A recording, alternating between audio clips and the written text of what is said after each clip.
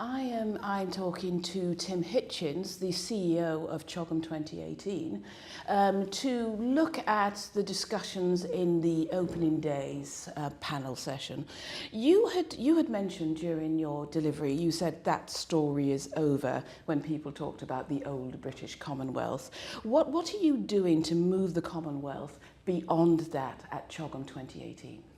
So we have spoken to all the member states and travelled far and wide and tried to ask them what their leaders believe are the four biggest challenges they face in their nations over the next 20, 30 years. And they've told us very clearly there are four questions they think are important. One is around how to increase our prosperity, particularly with some of the protectionist headwinds. The second, and this is particularly the small island developing states, but a number of others have said particularly climate change and resilience are key issues to deal with. We also are being told very clearly that the new security challenges of the 21st century, things like cybersecurity, countering violent extremism, are top of the heads' minds. And finally, what are the values of the Commonwealth that are appropriate to the 21st century? And these are rules-based, tolerance, collective multilateralism. So those are the four areas that heads have said they want us to discuss at the summit. You also spoke about the different areas to bring the various Commonwealth forums together. What are you doing to make sure that it's a cross-forum event? So we have traditionally described the forums as parallel events. And it is true that they have in the past sometimes happened at the same time as the summits. For us, it's really important that they're not parallel, but they are part of the summit, that we give space for the forums to feed into the leaders' discussions, and also that we make sure that the forums talk to each other as well. So, for example, business and civil society very rarely get the chance to talk to each other. They're two very different worlds, and yet if we're going to have a successful Commonwealth, we need those two to be addressing issues like youth unemployment together. So we're going to have a single day where all of the four forums are in the same place, doing common sessions, working together for some common solutions. Now, you talked about how to make sure that it is a Commonwealth-wide conference, despite there being a UK HQ and, of course, the backdrop, the shadow of Brexit. How are you going to make that happen?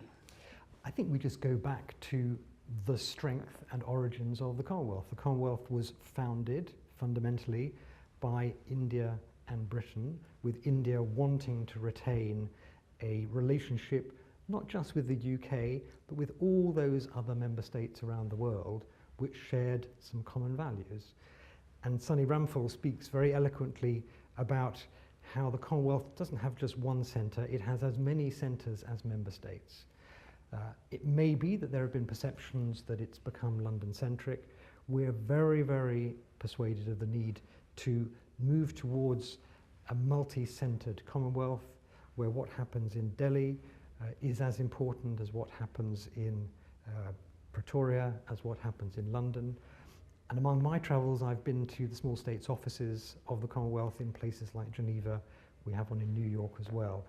And so making people understand that the Commonwealth is a multipolar location that supports multilateralism. There'd been a lot of talk about measurable outcomes during this panel session. What for you would be the key outcomes which would make CHOGM 2018 and the next 2 years under the UK as chair make you feel that you've been a success, that your work has been successful? First of all, I would say it's, in the British perspective, this is not just about running a great summit, it's about running 3 years of engagement, particularly with the Commonwealth and beyond. And so what we decide collectively in London next April, we want to make sure we are held accountable to wherever we decide to meet in 2020.